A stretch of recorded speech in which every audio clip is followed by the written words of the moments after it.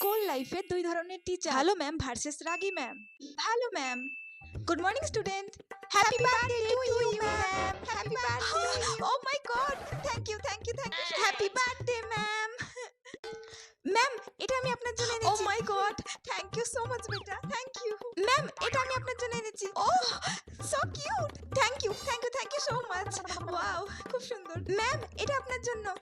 Wow, flowers, thank you so much, thank you so much তোমাদের সবাইকে। আচ্ছা সবাই বসো বসো।